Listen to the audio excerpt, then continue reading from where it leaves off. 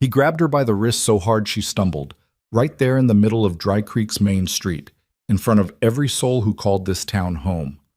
Lucas Calloway didn't whisper, didn't pretend. He yanked Evelyn Hart forward like she was a mare he'd already paid for, and when she tried to pull back, he squeezed tighter, his rings cutting into her skin. Her father stood 10 feet away and didn't move. The sheriff stood on the porch and studied his boots.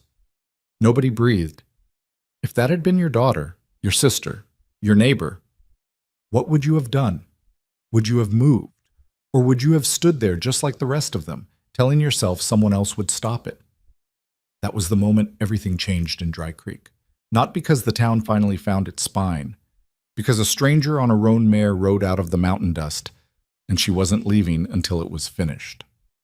Before you ride any further into this story, if you've never been to this channel before, welcome. Hit that subscribe button and tap the bell so you don't miss what's coming next.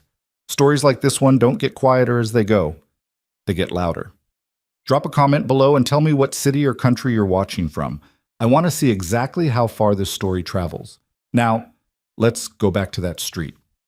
The summer of 1883 had been brutal to Dry Creek in ways that had nothing to do with heat. 3 years of drought had cracked the earth so deep you could lose a boot heel in the fissures running across what used to be good grazing land. Wells had gone dry, cattle had been sold off for fractions of their worth. And the men who had come out here 20 years ago with calloused hands and honest intentions had slowly, quietly lost the thing that mattered more than land or water. They'd lost the belief that any of it was worth fighting for. Thomas Hart had been one of the proud ones once. Neighbors remembered him from a decade back, a square-shouldered man who built his own fences, named his horses, and paid his debts before he paid himself. But drought doesn't care about a man's character. It just keeps not raining. And when the rain stopped coming and the grass stopped growing and the banks started calling in notes with interest rates that seemed to multiply overnight, Thomas Hart did what a lot of men did. He borrowed from Gideon Calloway. Gideon ran the only private lending operation in the county, out of a back room in the Calloway land office that smelled like cedar and old leather, and something slightly rotten underneath both. He had the kind of face that stayed pleasant no matter what he was saying, which made him more unsettling than a man who simply looked mean. Gideon smiled when he quoted interest. He smiled when he extended terms. He smiled when Thomas Hart signed his name at the bottom of a document Thomas could barely read in the dim lamplight of that back office. "Don't you worry about the numbers," Gideon had said, already folding the paper. "We're neighbors. Neighbors take care of each other." That had been 4 years ago. The original debt was $400. By the spring of 1883, the number Thomas Hart had been told he owed was $1,100. He didn't understand how. He'd made payments, he'd sold off breeding stock he'd never planned to part with. He'd skipped meals that his daughter Evelyn didn't know he was skipping. And still the number kept rising, like the debt itself was alive, feeding on his exhaustion and his shame. The shame was the worst part.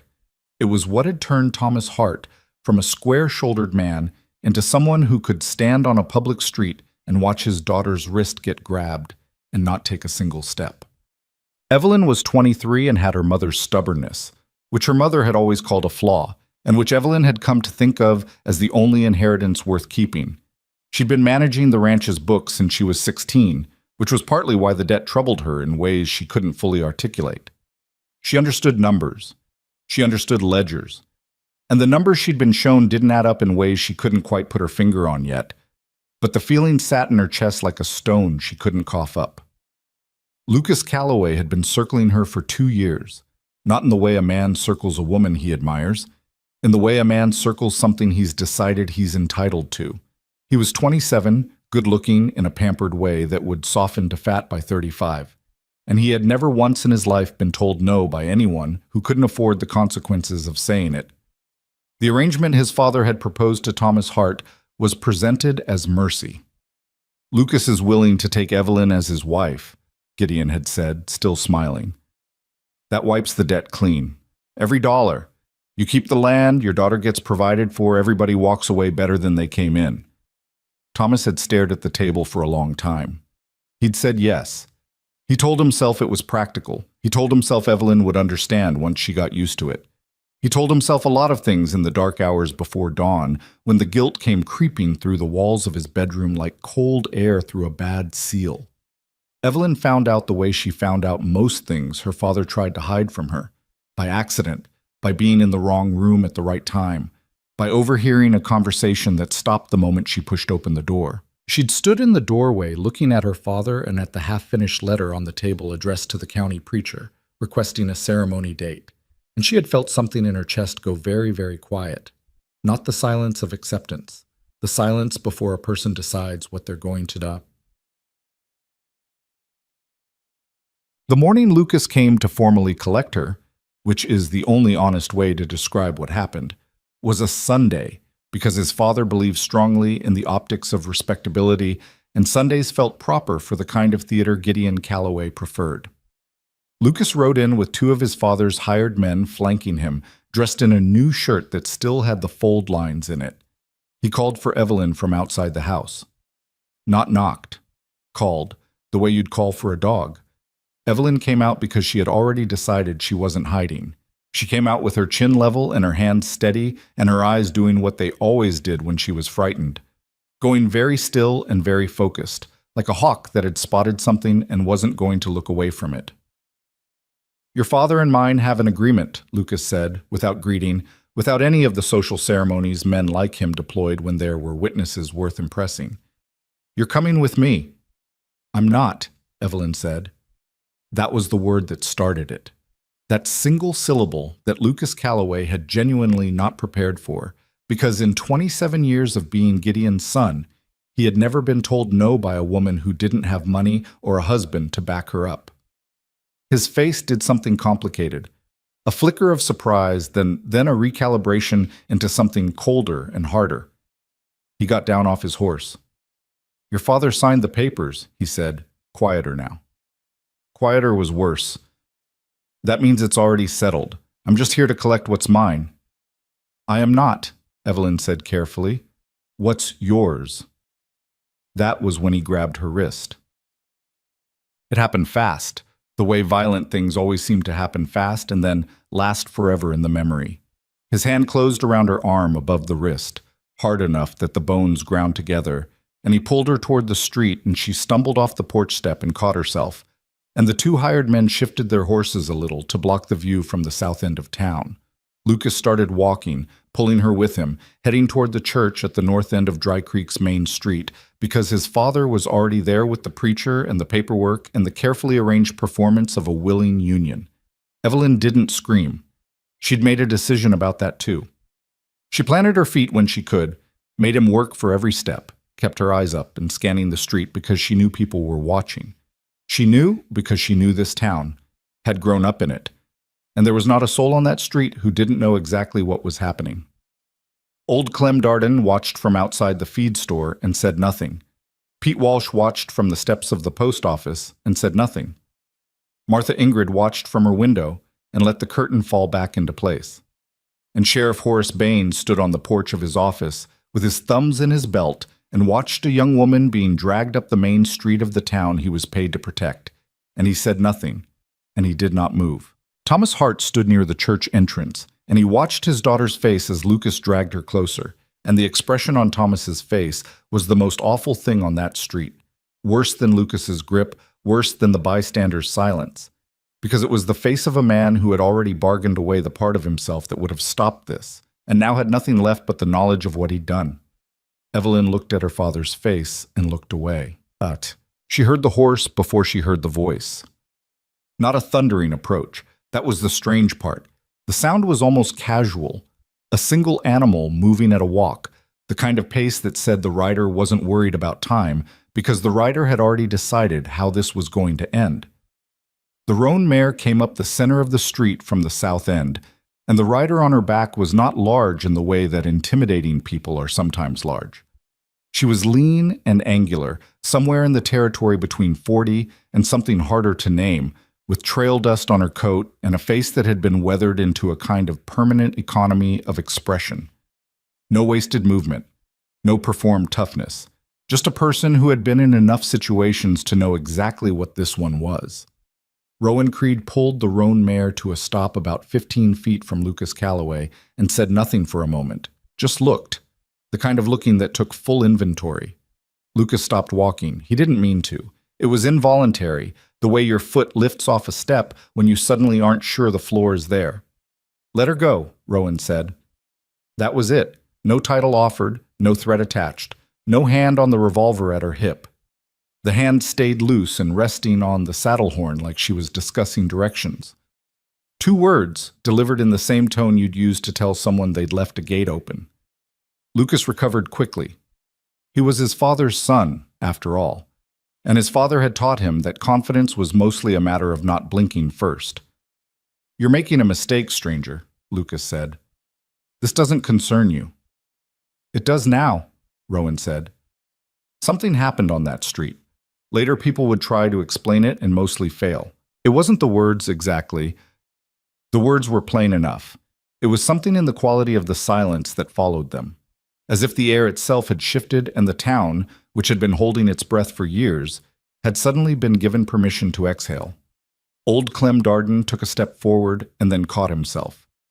Pete Walsh turned fully around to look at the rider on the roan mare. Inside the church, through the open door, the sound of the preacher's voice stopped mid-sentence. Lucas's hand tightened on Evelyn's wrist. She felt it, the reassertion of grip, the decision to double down, and she recognized it for what it was. Not confidence, the opposite of confidence, the squeeze of a man who is suddenly afraid and is using her arm to hide it. "Ride on," Lucas said. His voice was still controlled, but the control had an edge to it now, like a board that sounds solid when you first step on it, but flexes wrong. "Whatever you think you're doing here, you're about to ruin it." Rowan Creed swung down off the roan mare in one unhurried movement and dropped the reins. The mare stood, trained well. Rowan walked toward them. Not fast, not slow, not the aggressive approach of someone looking for violence. And something about that particular pace made one of the hired men's horses sidestep nervously, which made the hired man grip his reins harder, which told Rowan everything she needed to know about how much backbone the hired muscle actually had. She stopped 4 feet from Lucas. Up close, Lucas was taller. That didn't seem to register as relevant to Rowan in any visible way. "I said let her go," Rowan said. "I'm not going to say it again." "You got any idea who my father is?" Lucas said, and hated himself slightly for saying it, because it was the thing frightened young men said when they ran out of their own leverage.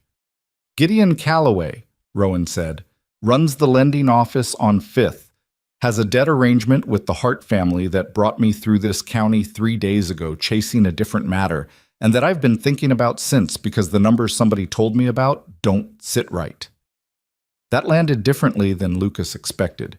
He'd expected her to be a drifter, a wanderer who'd stumbled into something she didn't understand.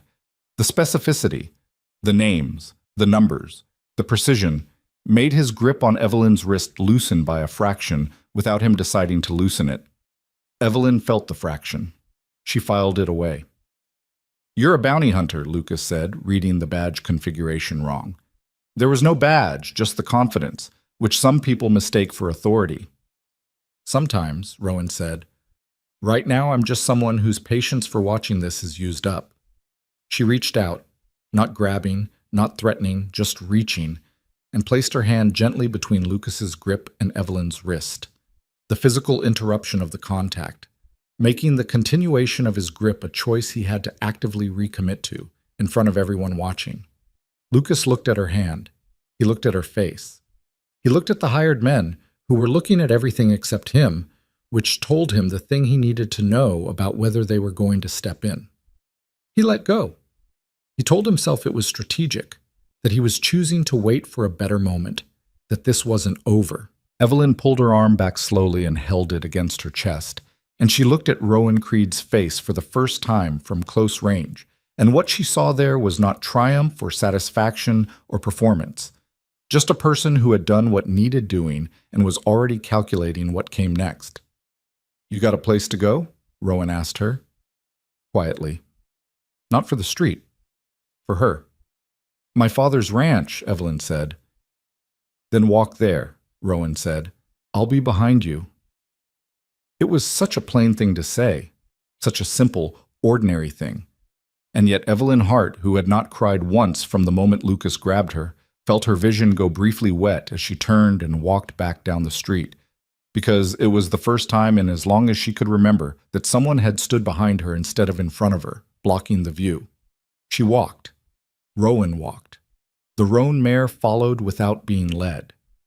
Lucas Calloway stood in the middle of Dry Creek's main street with dust settling around his boots, and the knowledge, arriving slowly and with considerable unpleasantness, that something had just changed in this town.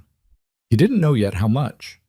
He didn't know that the woman on the roan mare had ridden through 12 counties and seen what happens when men like his father are never interrupted. He didn't know that she had a sister's ghost riding behind her on that mare, a girl she'd arrived too late to help, a failure that had turned into the particular kind of resolve that doesn't soften with time. It calcifies. He didn't know that 3 days later, Evelyn Hart would find something inside a stack of her family's old financial records that would change everything, something that made the $1,100 debt not just a tragedy, but a crime. He didn't know any of that yet. But the way Rowan Creed had looked at him before she turned to follow Evelyn down that street, the way her eyes had stayed on him just a beat too long, taking one last measurement, something in Lucas Calloway's gut knew that the woman on the roan mare wasn't going to ride on. She was going to stay.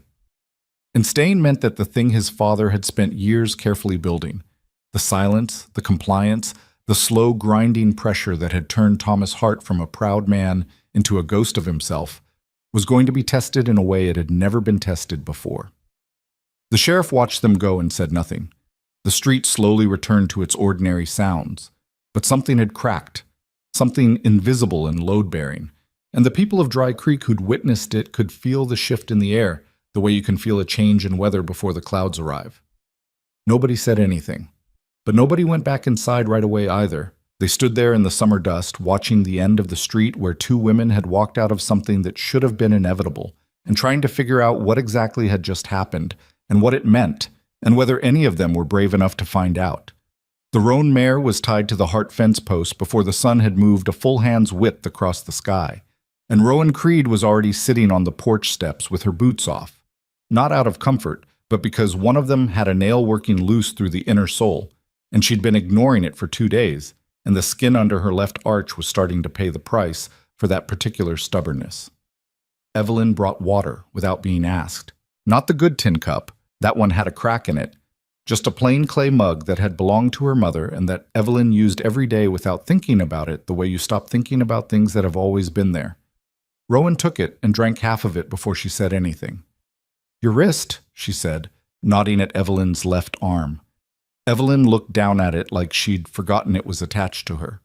The bruising had come up fast the way it does on fair skin, a deep reddish purple already darkening at the edges, the clear impression of fingers in the flesh above the wrist bone.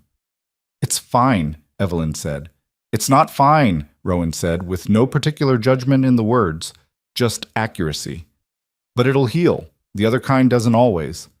Evelyn sat down on the top step, which put her slightly above Rowan, and she looked out at the road without looking at Rowan, because there are some conversations that are easier when you're both looking in the same direction. "You didn't have to do that," Evelyn said. "I know. He's going to make it worse now. You understand that?" "Yes, Sebas," Rowan said. "They always do." There was something in the way she said it, not resignation, not bravado, more like a person stating a weather pattern they'd observed so many times it no longer surprised them. Evelyn glanced at her sideways, trying to read the face, and found it difficult in the way that certain faces are difficult. Not blank, but organized differently than most, like the expressions lived deeper in and took more time to surface. "Who are you?" Evelyn asked. "Rowan Creed. I told you." "That's a name. I asked who you are." Rowan worked the loose nail in her boot sole with her thumb, pushing at it from the outside. "Bounty hunter mostly. Sometimes hired security when the work is there. Pass through this county every few years chasing one thing or another." She paused. 3 days ago, I heard somebody in a saloon in Meade County talking about the Hart debt. The numbers they quoted didn't match what a $400 original loan should look like after 4 years of payments, so I rode slower than I needed to. Evelyn was quiet for a moment. You heard strangers talking about my family's debt in a saloon. Men talk when they drink. Gideon Calloway's arrangements come up more than you'd think. And that's why you stopped. A rumor in a saloon. Rowan finally looked up at her. That, and I watched what happened on that street for about 40 seconds before I got off my horse.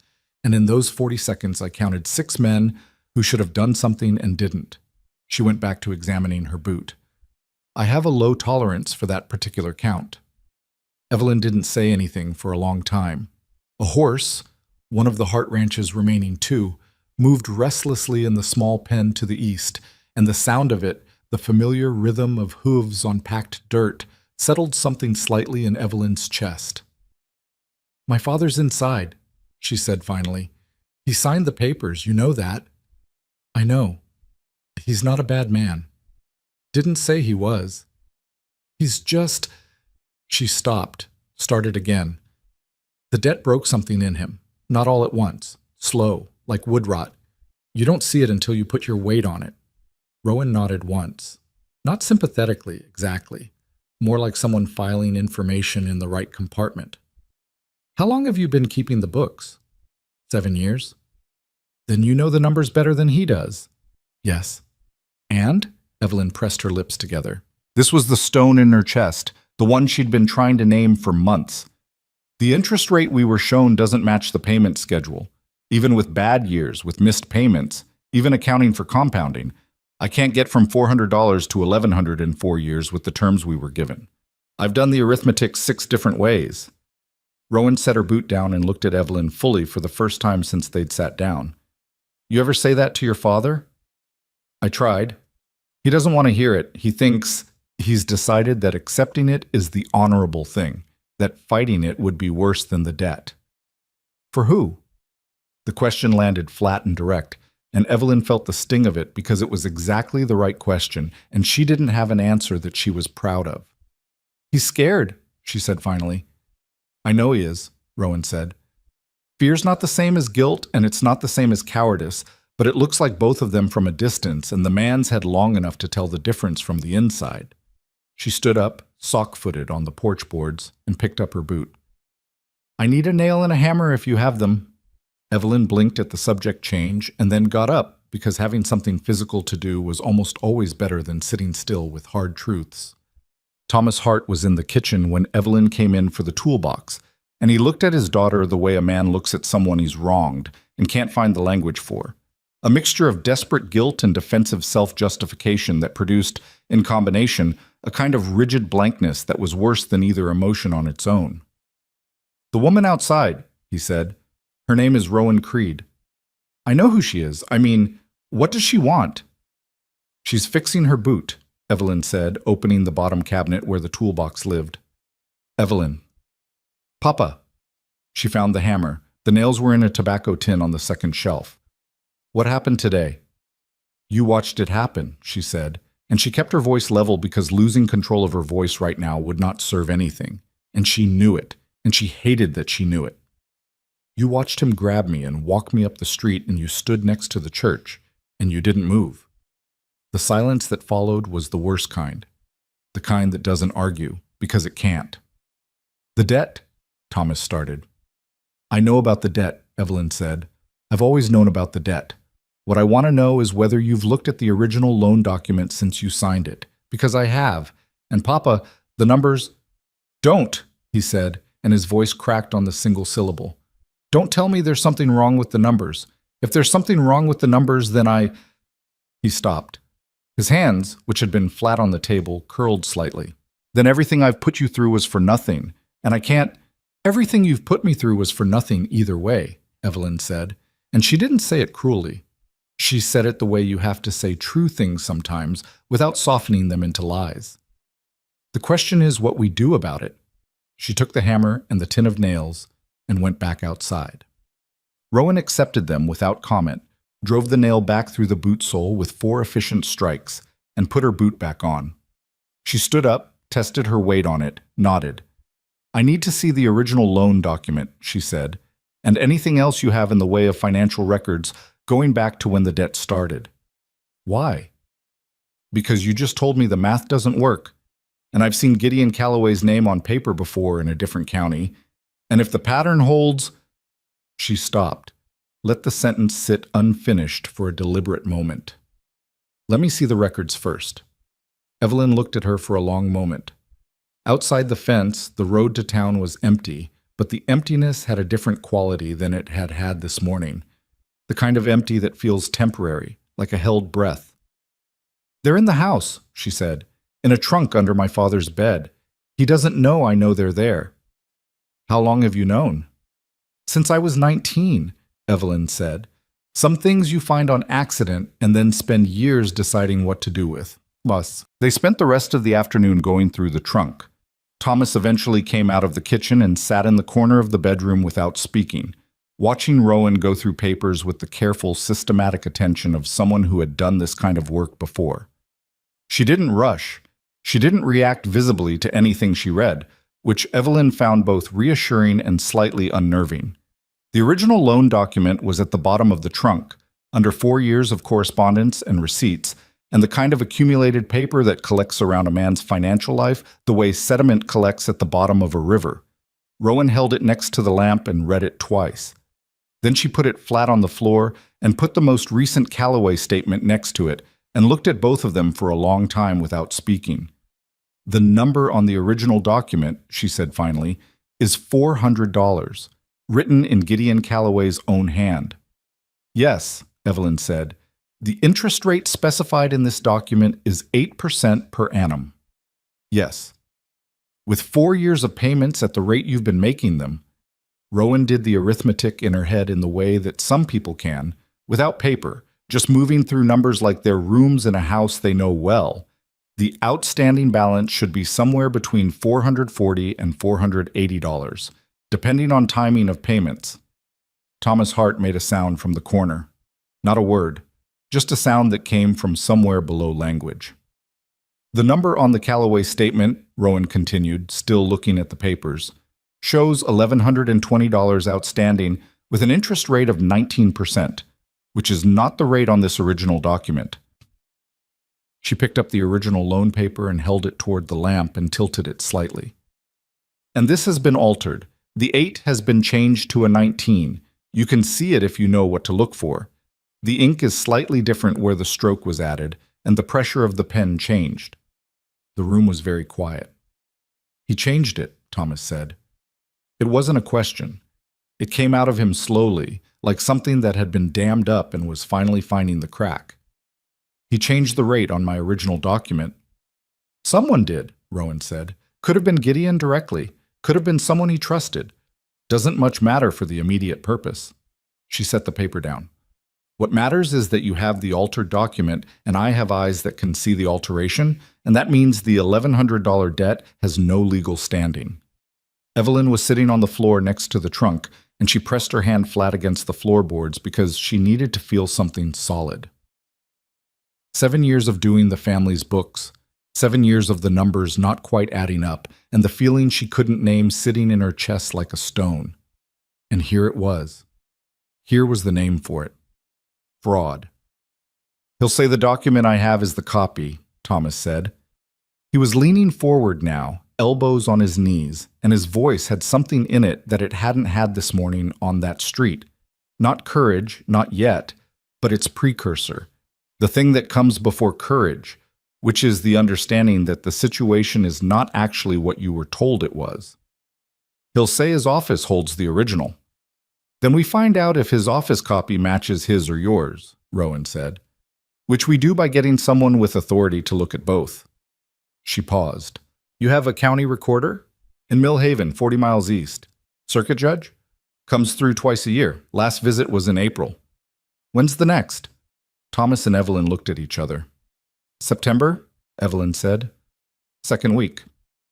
"That's 7 weeks," Roan said. "The wedding is set for next Sunday," Evelyn said. The words landed like a stone dropped into still water, and the rings from them spread out in the silence of the bedroom and touched every wall. "Right," Roan said. She sat back and looked at the ceiling for a moment, the way people look at the ceiling when they're restructuring a problem. "Then we have 8 days. The night came on fast the way it does in high summer when the clouds move in from the west, and with it came the sound that Roan had been halfway expecting since she'd tied the roan mare to the Hart fence that morning. Horses. More than two. Moving without lights, which was the detail that confirmed the intent. She was on the porch when she heard them, sitting with her back against the wall and her revolver loose in her lap, not because she'd been certain this would happen tonight, but because she'd learned a long time ago that certainty was a luxury and preparation was a habit. She heard them before she saw them, the particular rhythm of horses trying to move quietly, which is a contradiction in terms because horses are not quiet animals, and the attempt to make them so only changes the sound, doesn't eliminate it. 4 riders, coming from the north, which meant they'd swung wide around town to approach from the range side, which meant someone had planned this rather than improvised it, which meant Gideon rather than Lucas. Lucas was impulsive. This was patient. Roan didn't call out. She stood up from the wall, moved to the corner of the porch, and waited. They came into the yard at a pace that was meant to be threatening. Not a charge, but a deliberate walk that communicated occupation, ownership, the right to be in a space. They stopped about 20 feet from the porch. The one in front, heavy-set man, canvas coat, hat pulled low, called out to the house. "Hart, you got till morning to send the woman inside packing and agree to the terms. You don't, we come back with more men and a legal writ of property seizure that Gideon's had sitting in his drawer for 2 months. Silence from the house. Then from the porch corner, Roan said, "The woman inside isn't going anywhere." The heavy-set man turned his horse toward the voice. He squinted. "Who in the hell are you?" "Ask Gideon. He'll know the type, if not the name." She stepped slightly out from the corner, enough to be visible without being fully exposed. The legal writ he has in his drawer is built on an altered loan document, which means it's not a legal writ, it's evidence. You ride back and tell him that. There was a conference among the 4 riders, quick, low-voiced, the kind that happens when men are given information they weren't prepared for and need to decide on the spot whether the person delivering it is bluffing. "You got a lot of mouth for a woman alone on a porch," one of the other riders said from the back. "I'm not alone," Roan said. Which was true. Evelyn was behind the door with the shotgun she knew how to use, and Thomas had found something in the last hour that resembled his spine. But even if that hadn't been true, the statement would have landed the same way, because what men like these are actually measuring is not the count of bodies, but the quality of the stillness. And Rowan Creed's stillness had a quality to it that most people in most places correctly identified as someone who had already worked out what they were willing to do and were simply waiting for the other party to catch up. The heavy-set man looked at the porch for a long moment. "This ain't over," he said. "I know," Rowan said. "Come back when Gideon decides to come himself. These conversations work better when the actual interested party is in the room." They left. Not fast. That would have been retreat, and men like these needed to leave slowly to preserve something for themselves. But they left, and the sound of their horses faded north, and Evelyn let out a breath behind the door that she'd been holding so long it came out shaky at the edges. The door opened. She stood in the frame with the shotgun and looked at Rowan on the porch, and her hands were trembling slightly, and she was looking at them like the trembling surprised her. "It's normal," Rowan said. "Adrenaline. It's got to go somewhere." "Did you know they were coming?" "I thought they might." Evelyn looked at her. "Were you scared?" Rowan considered the question with more seriousness than most people would have. "Something like it," she said finally. "I stopped calling it scared a long time ago. Doesn't change what it is." She sat back down on the porch, revolver still in her hand, not putting it away because the night wasn't over, and the riders had come from the north, and north was a direction with a lot of dark in it. Evelyn sat down next to her. Not inside. Out here, on the porch, in the dark. Which told Rowan something about the woman that the morning had only suggested. They sat without talking for a while. The sound of cicadas filled the space between them, which was the right sound for the space, neither too loud nor too thin. "You said you'd arrived too late once," Evelyn said eventually. "On the street. You said history wouldn't repeat itself." Rowan didn't answer immediately. This was the kind of question that deserved the real answer or silence, and silence felt wrong on a porch at night with a woman who'd just stood behind a door with a shotgun. My sister, Roan said. Younger than me. Our father had a debt with a man not entirely unlike Gideon Calloway, in a county I won't name. She was 18. I was already gone by then, working, sending money when I could, and by the time I heard what was happening and rode back to try to stop it, the arrangement had already been finalized. She paused. She spent 4 years in a household that made her miserable before her health broke, and she died of something that should have been treatable if she'd had access to a doctor who wasn't chosen by a husband who preferred her weak. The cicadas continued their steady sound. I'm sorry, Evelyn said quietly. I know you are, Rowan said. Doesn't change the math. She turned and looked at Evelyn directly. But it's why I rode slow through this county, and why I got off the horse when I did. Evelyn looked back at her, and in the dark she couldn't fully read the expression on Rowan's face, but she could feel the weight behind it. The kind of weight that comes from carrying something for a long time. Something you've decided to carry, not because it makes you righteous, but because setting it down felt worse. 8 days, Evelyn said. 8 days, Rowan confirmed. What do we do with them? Rowan looked back out at the dark north of the fence line. First, we make copies of that original document, exact copies, on paper that matches the age as close as we can manage. We keep the original somewhere Gideon's men can't reach it, even if they come back with more than 4 riders. She paused. Second, I want you to go back through every ledger and receipt you have and write down the payment history with dates, clean, clear, in your own handwriting, not for Gideon, for whoever ends up looking at this officially. And third, Rowan was quiet for a moment. Third, we figure out if there are other families in this county with arrangements like yours, because men like Gideon don't run this scheme on one family. It's not efficient enough. Something shifted in Evelyn's expression. Not surprise, exactly. More like a thing she'd suspected for a long time being confirmed from the outside. The Millard family, she said. North of us. And I think the Pryor brothers. I've heard things, nothing solid, but the same feeling. The same kind of debt that seems to grow. We'll need to talk to them. They won't want to talk, Evelyn said. The shame of it, I know the shame of it, Rowan said flatly. Shame is Gideon's real collateral. Not the land, not the debt, the shame. As long as men believe they were stupid enough to get into this situation, they'll never look closely enough to see that the situation was designed. She turned back to the north. Someone has to look closely.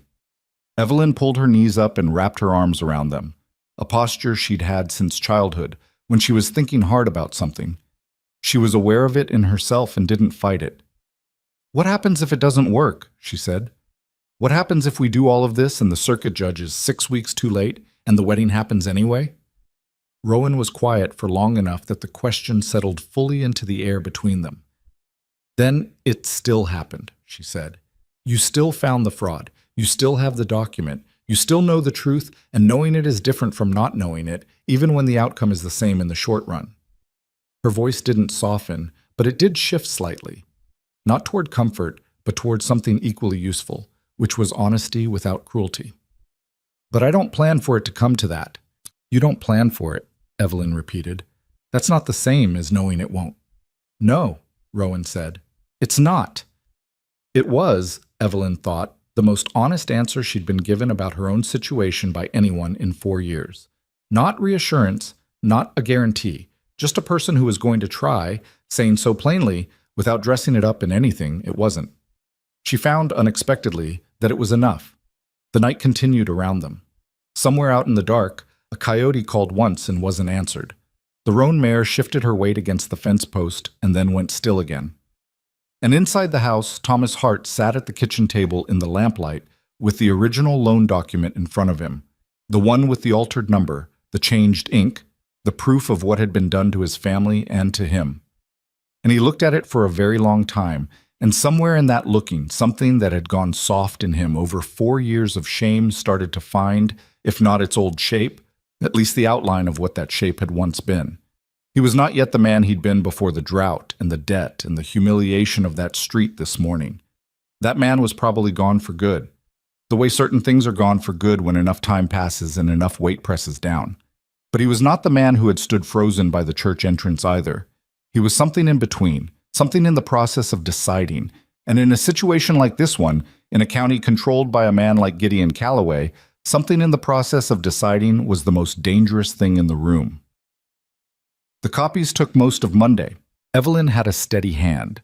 7 years of keeping ledgers had given her that, and she worked at the kitchen table with the lamp pulled close, reproducing the original loan document in handwriting close enough to her father's that even Thomas, watching from across the table, had to look twice to tell which was which. Roan sat beside her and checked each line against the original, and when Evelyn's pen slipped on the third copy and put a wrong loop on the 8, Roan said nothing, just slid a fresh sheet across, and Evelyn started again without comment. Thomas made coffee. It was the most useful thing he could find to do, and he made it 3 times over the course of that morning, not because anyone needed 3 pots of coffee, but because having his hands occupied kept him from sitting with his thoughts in a way that had become unsafe. "Where are we keeping the original?" Evelyn asked on the 4th copy. "Not in this house," Roan said. Thomas looked up from the stove.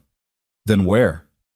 Roan had been thinking about this since the night before, when the 4 riders had come and gone and left behind the clear message that Gideon's patience had an expiration date and it was arriving soon. The Hart House was the obvious place to look. The obvious place was always the wrong place. "Is there someone in this county you trust completely?" she asked. She directed it at both of them, but looked at Evelyn, because Evelyn was the one who'd been paying attention to people while her father had been paying attention to survival. Evelyn considered it the way she considered most things, without rushing, turning it over. "May Darden," she said finally. "Clem Darden's wife. She and my mother were close. Clem doesn't have the spine for any of this, but May—" She paused. "May is a different kind of person than her husband. You trust her with something that could get her in trouble?" "I trust her with my life," Evelyn said plainly, "which is roughly what this is." Roan nodded. "Then the original goes to May Darden today, wrapped in oilcloth inside something ordinary, a book, a flour sack, something that doesn't look like what it is, some." Evelyn rode to the Darden place alone, which Roan had suggested, and Evelyn had agreed to without argument, because 2 women arriving together at a neighbor's house drew more attention than 1 woman paying a morning call. She carried the original document inside her mother's old Bible, which she'd wrapped in a kitchen cloth and put in her saddlebag under a jar of preserved peaches that served as the official reason for the visit. May Darden was in her kitchen garden when Evelyn rode up, wearing a canvas apron and carrying a hoe, and she looked at Evelyn's face and her wrist, and then at the saddlebag with the particular reading ability that women who have been paying close attention to the world for 50 years develop without being taught it. "Come inside," May said, and didn't ask any questions until the door was closed. Evelyn told her most of it. Not all, so she didn't want to put more weight on May than was necessary, but enough. The altered document, the real number, Rowan Creed and what she'd found, the riders in the night. May listened without interrupting, which was one of the rarer human skills, and when Evelyn was done, she held the Bible in her lap and looked at it the way you look at something you understand the weight of. "Gideon did the same to the Millards," May said. "I've known it for 2 years. Claire Millard told me crying, at my own kitchen table, that the number kept changing, and her husband kept believing there was something wrong with his arithmetic instead of something wrong with Gideon's ledger." She pressed her lips together. "I told Clem. Clem said it wasn't our business." Yet Evelyn felt the confirmation of it settle through her like cold water.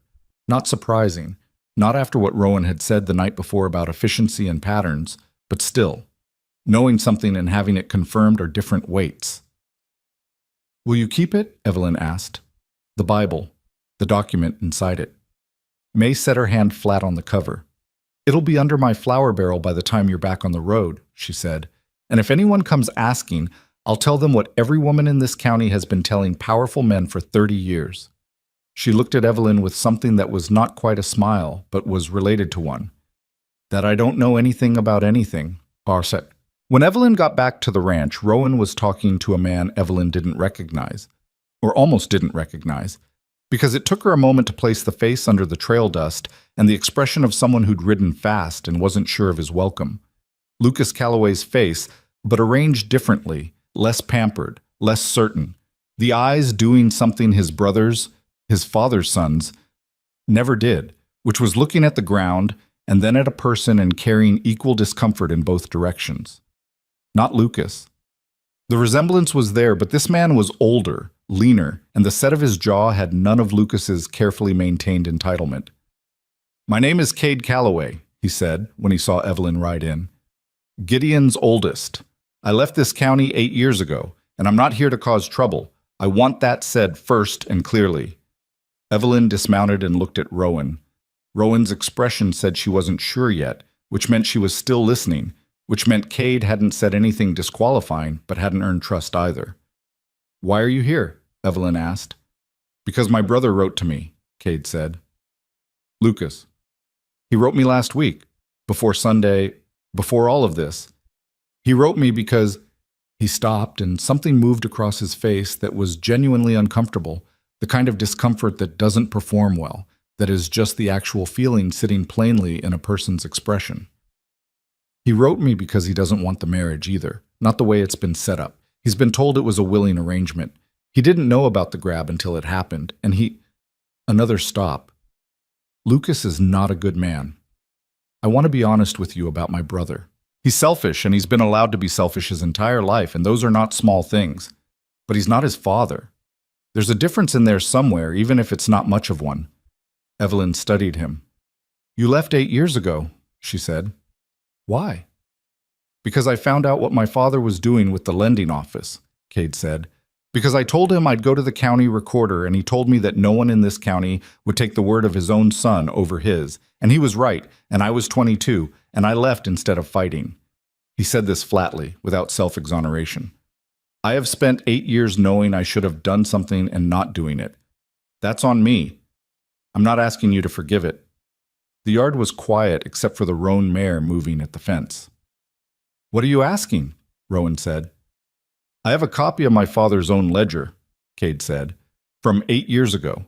I took it when I left because I thought I'd need it eventually, and then I buried it in the back of a chest and tried to forget it existed." He looked at Evelyn. "It shows the original Hart loan at $400 and 8%, in my father's handwriting, before he altered anything." The quality of the silence changed.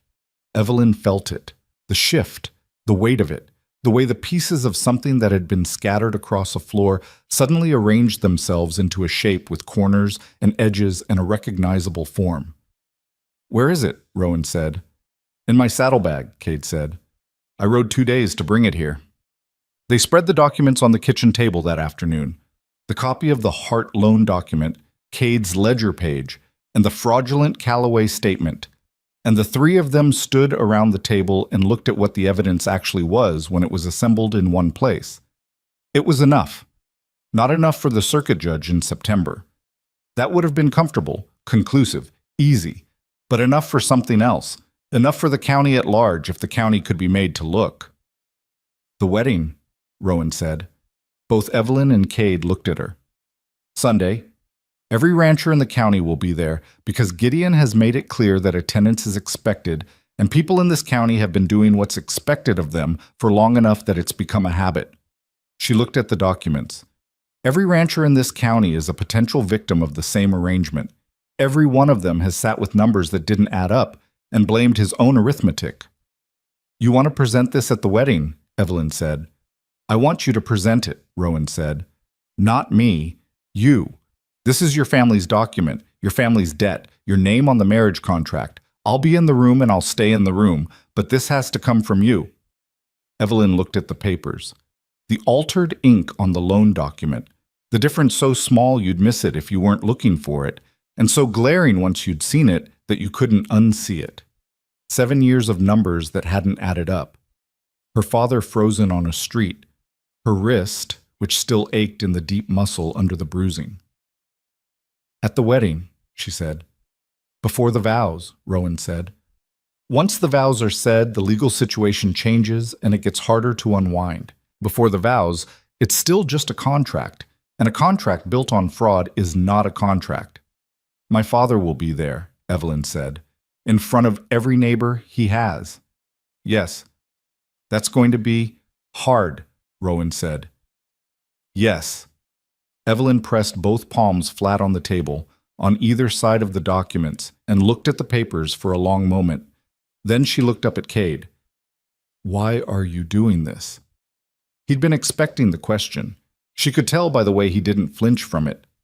Because I left when I should have stayed, he said, and because Lucas wrote me a letter that said he didn't want to spend his life being our father, and if there's any chance he means that, if there's any chance my brother is still retrievable, then someone has to create the conditions where that's possible. He paused.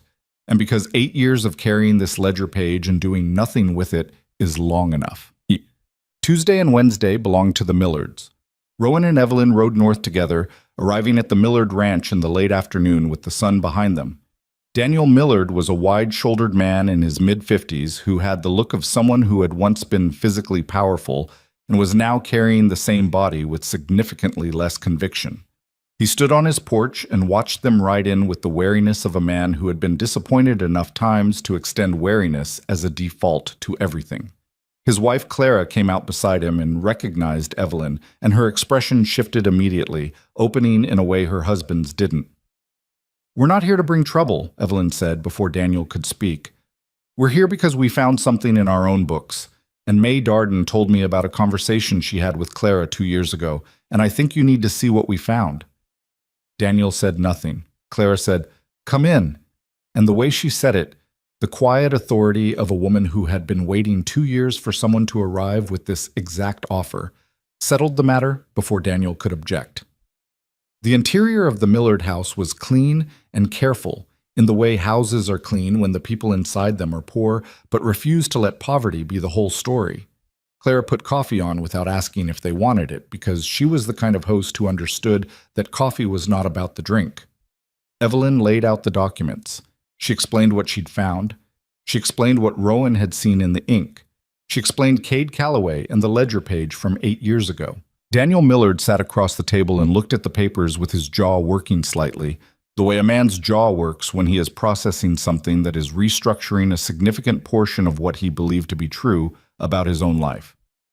"My number went from $300 to $900, he said, finally. His voice was thick with something that wasn't quite anger yet, anger's quieter forerunner.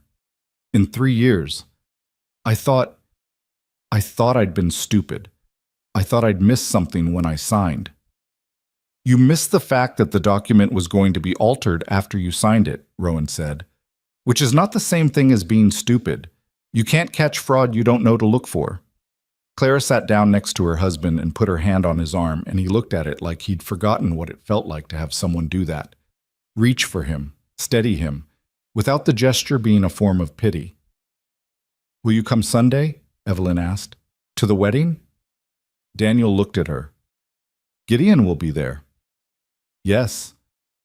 "Every hired man Gideon has will be there." "Probably." "And you're asking me to stand up in that barn and what?" "I'm not asking you to stand up," Evelyn said. "I'm asking you to be there, to watch. And if it becomes clear that I need witnesses to what's being shown, to what these documents prove, then I'm asking you to be one of them." Daniel was quiet for a long time. Clara kept her hand on his arm. "We'll come," Clara said when the quiet had stretched long enough. She looked at her husband when she said it, not at Evelyn, said it to him as much as to the room. A decision made between two people, communicated in the direction that needed the most reinforcement. Daniel nodded slowly, a single, deliberate nod that cost him something visible to spend.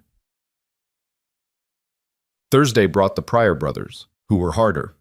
Edmund and Walt Pryor were bachelors in their 40s who ran their operation with the particular stubborn efficiency of men who had been making every decision alone for so long that the suggestion that they might need help registered as a form of insult before it registered as anything else.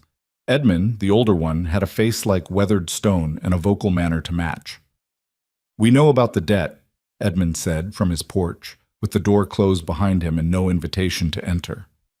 "We've known for 2 years we've been handling it." "How?" Roan asked. A pause. "Carefully." "Your number," Evelyn said. "What is it now?"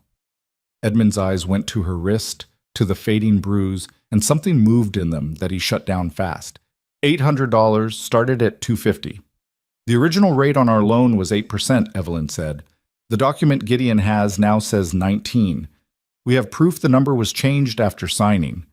The silence from Edmund had a different texture than Daniel Millard's silence. Daniel's silence had been a man absorbing new information. Edmund's silence was a man deciding how much he'd already known and was about to admit to. The Callaway Land Office had a fire, Edmund said, 6 years back. Small one. Only the back room. Only the section with the oldest loan documents. Roan looked at him steadily. Convenient. That's what Walt and I thought, Edmund said. We thought it at the time, and we thought it every year since when the number kept going up. He folded his arms across his chest, the gesture of a man who was not going to let you see the deciding that was happening behind his eyes. What's the ask? Sunday, Evelyn said. Be at the wedding. Edmund looked at his brother, who had been standing just inside the doorframe and hadn't said anything. Walt Pryor was the quieter of the two in the way that some people are quiet because they are processing everything at a depth that takes more time to get back to the surface. We'll be there, Walt said, and Edmund turned to look at him and didn't argue, which was its own kind of answer. Friday was the day Lucas came alone. No hired men, no planned performance. He arrived at the Hart Ranch mid-morning on a gray horse that looked tired, which meant he'd been riding before the sun was up, which meant he hadn't slept, which meant something had shifted in him overnight in a way that had required action before he talked himself out of it. Roan was in the yard working on the roan mare's left front shoe when Lucas rode in, and she watched him come through the gate with the particular attention of someone deciding in real time whether the change in situation was a threat or something else. He stopped 20 feet away and looked at her and didn't reach for anything. I need to talk to Evelyn, he said. She's in the house, Roan said. Whether she talks to you is her decision. Lucas nodded. Just nodded, not the entitled acceptance of a man who expects his request to be fulfilled, but the actual acknowledgement of a person who understood that the terms had changed and was operating under them. Evelyn came out because she'd heard the horse and had positioned herself near the window. She stood on the porch and looked at him. The bruise on her wrist was visible from where he sat on the gray horse, and he looked at it, and she watched him look at it, and neither of them said anything about it for a moment. I talked to Cade, Lucas said. I know, Evelyn said. He's been here. Something crossed Lucas's face. Not surprise exactly, more like the confirmation of something he'd suspected but hadn't been certain of. He told you everything. Enough. Lucas got down off the horse in a movement that was less graceful than his usual manner because he was tired, and tired people move honestly. He stood on the ground and kept the horse between himself and the porch by a few feet, which was either habitual distance management or something approaching respectfulness. Evelyn chose to read it as the latter because she was trying to be fair, even though fairness was costing her something right now. I didn't know about the document, Lucas said. The alteration. I want you to know that because it matters to me that you know it, not because I expect it to change anything. He looked at his boots, then back up. I knew the debt felt wrong. I heard my father talking about the Hart account more than made sense for a $400 loan. I told myself there were things about business I didn't understand. He paused. That's not stupidity. That's a choice I made, and I've been making it for a long time. Evelyn studied him. This was the thing about people, the frustrating, complicated thing, that they were rarely entirely one thing. Lucas Callaway had grabbed her wrist on a public street and dragged her toward a marriage she hadn't agreed to. That was also true. Both things occupied the same person, which didn't make either of them smaller. What do you want? She asked. I want to stop it, he said. The wedding, all of it. I want my name off that contract. He said it plainly, without theater, which was the only way she could have heard it without dismissing it. I'm not my father. I've been acting like him and I'm not him, and if there's a way to demonstrate that— Sunday, Evelyn said. Lucas looked at her. Be at the wedding, she said, and when the time comes, when I do what I'm going to do, don't stand with your father. He absorbed this. It was not a small thing she was asking, and they both knew it, and neither of them pretended otherwise. All right, he said. Saturday night, Gideon Callaway sent 5 men. This time they didn't try to be quiet about it. The noise was the point. Hooves on hard ground, lanterns lit. The deliberate sound of a larger force making itself known. They stopped at the fence line, and the heavy-set man from before called out that Rowan Creed was to leave the county by morning, or the morning would go differently than she'd prefer. Rowan stood at the fence line in the dark and looked at 5 men and 5 lanterns and said nothing for a moment. Then she said, "Tell Gideon the Millards will be at the wedding tomorrow. Tell him the Pryor brothers will be at the wedding tomorrow. Tell him I've spoken to 9 families in this county in the past 4 days, and that every one of them is bringing whatever paperwork they have from the Callaway lending office, and that a copy of the original Hart loan document, the real one, is currently in the possession of someone outside this property who will take it to the county recorder in Millhaven if I am harmed, or if Evelyn Hart is harmed, or if Thomas Hart is harmed." She paused. "Now, do you have questions, or is the message clear enough?" The 5 men sat on their horses in the lamplight. The heavy-set man opened his mouth and then closed it. "Morning," Rowan said, and went back inside. She leaned against the closed door in the dark hallway and let her breath out slowly and felt her hands, which she'd kept completely still at the fence, shaking now in the private dark of the hallway where no one could see them. Evelyn was at the end of the hall. She'd seen, or enough of it. "You were scared," Evelyn said softly. "Something like it," Rowan said, the same words as before. "What do you call it, then?" Rowan straightened up from the door and walked toward the kitchen. "Reasonable," she said. "I call it reasonable."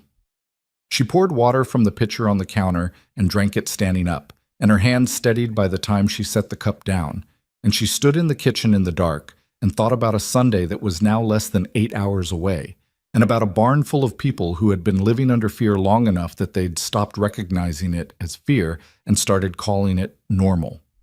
Tomorrow, she would walk into that barn with Evelyn Hart, and they would put the truth in front of every person in that county who had a debt with Gideon Callaway, and let the weight of it do what weight does when it's finally set down in the right place. She was not certain it would work. She had never been in the business of certainty, but she had spent enough years arriving too late to know what it felt like to act in time, and this felt like acting in time, and that was the closest thing to certainty she allowed herself. Upstairs, through the ceiling, she could hear Evelyn moving around in her room, the sound of a drawer opening, the soft creak of the floorboards under the specific weight of a person who is not sleeping, who is sitting with the magnitude of a morning that is coming fast and cannot be called back. Rowan stood in the kitchen and listened to those ordinary sounds and let them be enough. Sunday came in gray, not the soft gray of an overcast morning that burns off by midday, but the flat, committed gray of a sky that has made a decision and intends to hold to it. The kind of light that makes everything look slightly more honest than it does in full sun. No shadows to hide in, no brightness to flatter, just the thing itself in its actual colors. Evelyn was dressed before dawn, not in anything new. She'd thought about that, had stood in front of the small wardrobe in her room the night before, and looked at the 2 good dresses hanging there and made a deliberate decision. She wore what she wore when she worked the ranch's books. Dark wool skirt, white shirtwaist, the boots she'd resold herself 2 years ago. She did her hair the way she always did it, quickly and without fuss, and she looked at herself in the mirror above the washstand for about 3 seconds before she stopped looking, because the mirror had nothing useful to add. Rowan was already in the kitchen. She'd made actual breakfast, which surprised Evelyn. Not coffee and cold biscuits, but eggs, cooked in the iron pan with some dried onions she'd found in the bottom of the pantry, and the smell of it filled the house in a way that felt incongruously ordinary for a morning that was not ordinary. Thomas came down the stairs in his good shirt. He'd polished his boots. His hands were not steady, but he'd shaved, which was its own kind of statement. The effort of a man preparing himself for something, refusing to go toward it looking like what he'd been lately. He sat down at the table and Rowan put eggs in front of him and he looked at them for a moment. "I want to say something," he said. He was looking at the plate, not at either of them. Nobody rushed him. "I know that what I did, what I allowed, is not something that gets fixed by showing up today," he said. "I'm not standing up in that barn because I think it settles what happened on that street, or the years before the street." He picked up his fork and put it down again. "I'm standing up because Evelyn is standing up, and I should have been standing in front of her instead of behind her for a long time now, and the only direction I can move from here is forward." Evelyn looked at her father's face. the lines in it. The way the guilt had settled into him and changed the architecture of his expression over 4 years. The way grief remodels a face from the inside. She didn't say it was all right because it wasn't, and he knew it, and saying so would have been a kindness that cost them both something in the accuracy of the moment. "Eat your eggs," she said, and then, after a pause, "We're going to need to leave in an hour." He nodded and picked up his fork and ate, and that was, for now, enough between them. The Callaway barn sat a quarter-mile off the main road on the eastern edge of the county's best grazing land, and by the time the Hart family's wagon turned off the road, there were already 30 horses tied to the fence rails, and more coming in from the south. Gideon had sent word through town that attendance at the wedding was expected, and the county had interpreted expected in the way that people interpret the expectations of powerful men when they have been under those expectations long enough, as obligation dressed in the language of invitation. Roan rode the roan mare alongside the wagon and said nothing on the ride, and Evelyn didn't try to fill the silence because the silence was doing necessary work. Both of them were watching the road, watching who was coming in and from which direction, reading the morning in the way that people read mornings when the afternoon is going to require them to be accurate about what they've observed. The Millards were already there. Daniel Millard had parked his wagon near the north fence, and he stood beside it with his wife Clara, and when he saw the Hart wagon coming in, he gave a single nod.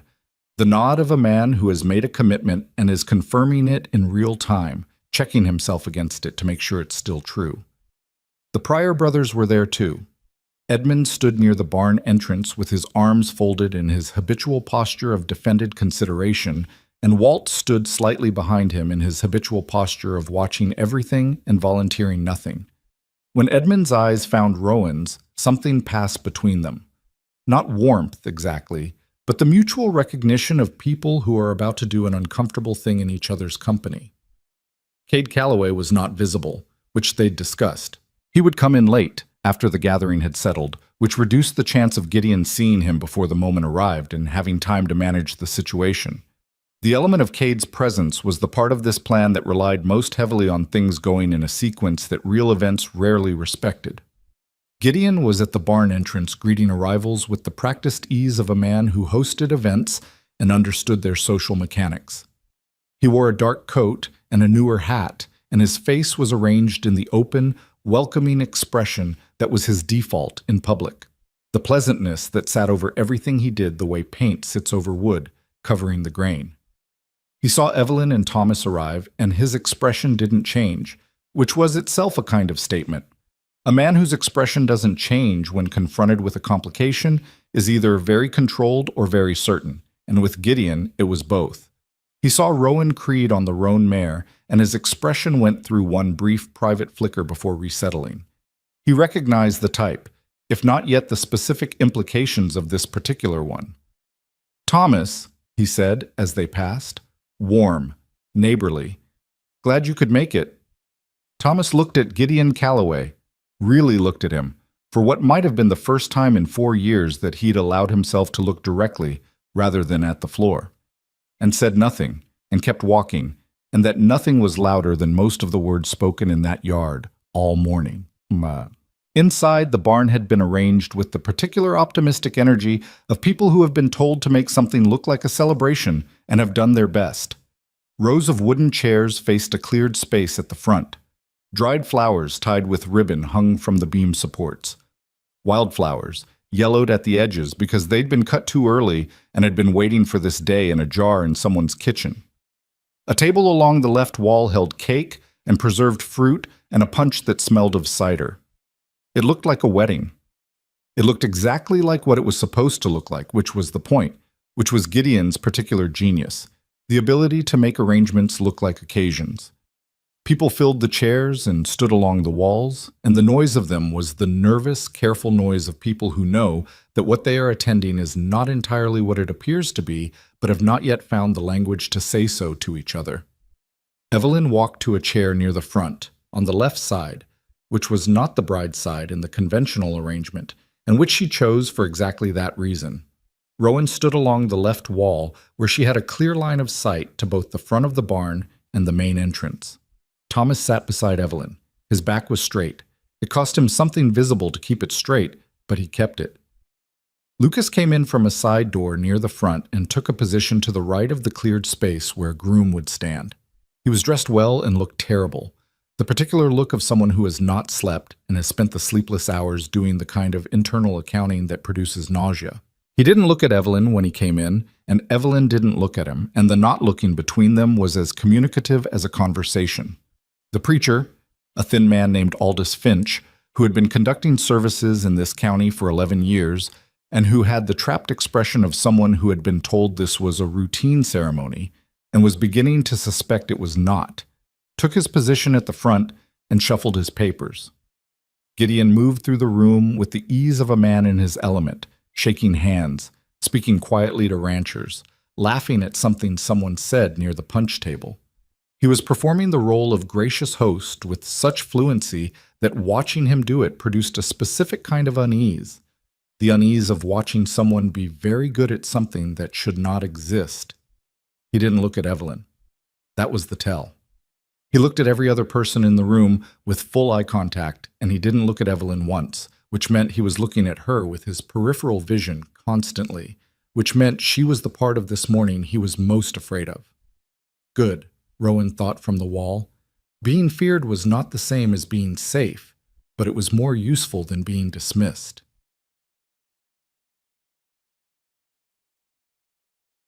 The preacher called for quiet and got most of it. "We're gathered today," he started, and the familiar phrasing of formal occasion settled over the room like a hand pressing down, producing the reflexive stillness that those phrases have produced for generations. That was when Evelyn stood up. Not loud, not dramatic in the performance sense. She simply stood, which in the silence of a room where everyone else was seated produced a silence of a different quality. The silence of disruption, of the expected sequence breaking open. "I need to speak," she said. The preacher stopped. His papers went still in his hands.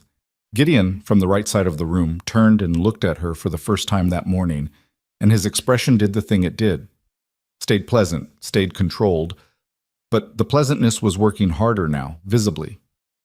"Evelyn," he said gently, the way you'd speak to a child who has said something embarrassing at a family dinner. "This isn't the time. This is exactly the time," she said. Her voice was level. She'd thought about how she would say this, had lain awake half the night rehearsing it, and what she'd decided was that she would say it the way she'd say anything true, which was plainly and without decoration. "Because what's about to happen in this barn is built on a document that was altered after my father signed it, and I have the proof of that in my hand, and everyone in this room deserves to see it." She held up the copy of the original loan document, Cade's ledger page. Both together, folded and then unfolded, with the hands of someone who had been handling them for a week and knew every crease. The room produced a sound, not words, but the collective sound of people recalibrating, of chairs shifting, of people turning toward each other and then turning back. Gideon's pleasant expression didn't crack. It transformed instead into something more pointed, the pleasantness of a man making a correction. "She's a young woman, in a difficult situation," he said to the room, still gently, still generously, which was infuriating precisely because it was so practiced. "This is understandable. Nerves." "The original loan to the Hart family," Evelyn said, louder, cutting through the gentle explanation, "was $400 at 8% interest. That is what my father signed. That is what this document shows." She held it out toward the nearest rancher, a man named Pete Greer, whose wife was clutching his arm. "The document Gideon Calloway's office currently holds says 19% and shows a balance of $1,100. The interest rate was altered after signing. The ink is different. The pen pressure changed. Anyone with eyes can see it." She didn't perform it. She didn't weep. She didn't raise her voice beyond what was needed for the room to hear her. She just stated it, the way you state something that is true. And the room heard the particular quality of it, the quality of plain fact, which sounds different from argument and sounds different from emotion and sounds different from everything except what it is. Daniel Millard stood up from his chair. Clara's hand was on his arm, and he stood up anyway. "My debt started at $300, he said. His voice wasn't steady, but it was loud enough. "It's at $900 now. I signed at 8%. I was told the rate had always been higher when I questioned the number. Edmund Pryor, from the back wall, unfolded his arms. He didn't stand. Edmund Pryor was not a man who stood up for things easily, and everyone in that room knew it. But he spoke. 250 to 800, he said, in 4 years, after a fire in the Callaway back office that took the oldest loan records. The room noise changed again. It deepened. It became something with more weight, more edges, the sound of people who have been separately carrying the same confusion for years and are now, in the same moment, understanding that the confusion was shared and that shared confusion has a different name than individual confusion. That name was fraud. Gideon moved. He'd been standing still doing the pleasant expression with increasing effort, and now he moved toward the front of the room, toward where the preacher was standing with his papers forgotten in his hands, positioning himself as the authority in the space, taking up the front of the room the way authority does when it's threatened. "This is not the place for financial disputes," he said, and his voice had changed now. Still controlled, but the layer of generosity was gone, and what was underneath it was harder and colder. "These are personal matters between private parties, and they will be handled through proper channels." "The way the proper channels handled the back office fire?" Roan said from the wall. She said it quietly, conversationally. "The way you'd raise a factual point in a discussion among colleagues. But in a silent room, a quiet voice carries farther than a loud one, and every person in that barn heard it, and the implication of it landed in the way that precisely aimed things land. Without scatter, without waste." Gideon looked at her. For the first time all morning, the pleasant expression was simply gone, not transformed into something else, just gone, the way a lamp goes out when you stop feeding it oil. "I don't know who you are," he said. "You know what I am," Roan said, "and you know what I found." "Whatever this woman has told you," he said to the room, starting to rebuild the performance, reaching for the tools that had worked for him for 20 years. "Father." Lucas's voice. From the front of the room, from the groom's position, from the place he'd been standing since he came in through the side door, looking like a man who hadn't slept in 2 days, which he hadn't. Gideon turned to his son. Lucas was looking at his father with an expression that was complicated in the specific way that expressions are complicated when a person is doing something that is going to cost them more than they can currently calculate, and they've decided to do it anyway. "I'm not signing anything today," Lucas said. "I want my name removed from the marriage contract." The barn was absolutely silent. The kind of silent that happens when something that was expected to be certain is suddenly not certain, and the framework of the morning, of the last 4 years, of the arrangement, of the practiced management of this county, is visibly failing to hold its shape. Gideon stared at his son, and what passed across Gideon Calloway's face in that moment was not anger, not yet. It was something older and rawer than anger, something that looked almost like grief before it hardened into something else, the face of a man watching the architecture of his life crack from the inside. "Lucas," he said, low, private, the way a man speaks to his son when he forgets there's a room full of people. "Don't do this." "I'm already doing it," Lucas said. "I should have done it before Sunday." He looked at Evelyn. Not with longing, not with apology that required response, just a look that carried its own full meaning. "I'm sorry. For Sunday. For all of it." Evelyn looked back at him for a moment and then looked away, not in dismissal but in the manner of someone filing something for later consideration because the present moment had other requirements. What happened next was fast and not clean, and nothing about it was the way things happen in stories where the arc bends neatly. One of Gideon's hired men, a compact, quick-moving man named Russ, who'd been standing near the right wall and who Roan had been watching since they came in because he had the stance of someone hired for moments exactly like this one, reached for his revolver. He didn't draw it. He reached for it, the hand going to the holster, and that was as far as it got. Roan crossed the distance from the left wall in 4 steps that didn't look like hurrying but covered ground the way purposeful movement does, and she got her hand to his wrist before the gun cleared leather. Not a violent movement, or not primarily violent, the way a doorstop is not violent, but stops the door. She controlled the wrist and used his own momentum to redirect him, and the gun stayed in the holster, and Russ found himself with his arm in a position that made continuing the draw both painful and pointless. "Don't!" she said, directly into his ear. Quiet. Just don't. He didn't. But the moment, the visible move toward the gun, the sudden movement from Roan, the sharp intake of breath from 40 people who saw it happen, sent the room over an edge it had been balanced on since Evelyn stood up. Someone moved too fast near the door. A shoulder hit one of the dried flower arrangements hung from the support beam, and it swung loose and caught the lantern bracketed to the post beside it, and the lantern swung hard on its bracket, and the door of it failed. The cheap latch that had been fine for a barn lantern in normal circumstances, but was not rated for collision. And the burning wick made contact with the dried flowers, which caught with the enthusiasm that dried flowers in August always catch, and the fire moved to the ribbon, and from the ribbon to the wooden post. The sound of it, the specific sharp intake of breath from multiple people simultaneously, followed by someone saying fire, followed by the word spreading through the room with a velocity that no other word produces in a closed building, changed everything again. The barn was dry. This summer had been the driest in 3 years. The wooden walls and the wooden beams and the wooden chairs and the tablecloth on the refreshment table all existed in relationship to the fire with the terrifying intimacy of things that have been waiting for exactly this. People moved toward the doors. Both doors, main entrance and the side door Lucas had come in through, received the rush of 40 people simultaneously attempting to exit, which is one of those situations that produces its own complications regardless of the available space. Rowan let go of Russ's wrist, and he made the intelligent decision to be part of the exit rather than part of anything else. She turned to find Evelyn. Evelyn was already moving, but not toward the door. She was moving toward her father, who had stood up from his chair when the fire started and then done something that Rowan processed in a delayed fraction of a second.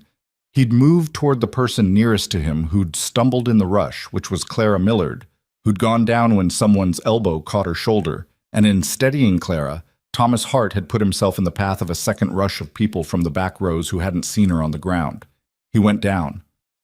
Not a fall that happened to a man making a choice. A fall that happened to a man who had made a choice and paid for it with his body, the way choices of that kind often cost exactly that. Evelyn reached him first, or almost first. Rowan was 3 steps behind her, and the fire was moving up the left wall with the single-minded appetite that fire has when it finds dry wood and open space and no particular obstacles between it and the ceiling. Papa. Evelyn got her hands under his arm, trying to get him up, but Thomas made a sound that she knew immediately wasn't right. A compressed internal sound that a person makes when something has happened to the body that the brain hasn't fully processed yet. Rowan got to them. She looked at Thomas, his face, the way he was holding himself, and made the rapid assessment of someone who had dealt with injured people in circumstances that did not allow for the luxury of careful evaluation. His ribs, Thomas said, not as a complaint, just as information. I think something. Can you walk? Rowan said. Yes. Then we walk, now. She got under his left arm, and Evelyn took the right, and they moved him toward the main entrance with the fire on the left wall 15 feet behind them, and climbing, and the smoke already beginning its work on the low parts of the air, the acrid drywood smoke of a building that is going to be gone in 10 minutes and has started the process of going. The beam above them cracked. Not broke, cracked, the sound of something structural beginning to renegotiate its relationship with gravity. Rowan did not look up. Looking up was not useful information at this point. They got Thomas through the door and into the yard, and the morning air hit them, and Thomas pulled in a breath and made the compressed sound again, and Evelyn said, "Stop trying to breathe deep. Just breathe normal." And Rowan recognized the instruction as correct and said nothing to improve on it. Outside the yard was the controlled chaos of 40 people who have all just exited a burning building and are in the stage immediately after exit where no one has yet organized into the stage of helping. People stood in clusters looking at the barn, which was producing a column of smoke that was visible from the road, from town, probably from 2 miles in any direction.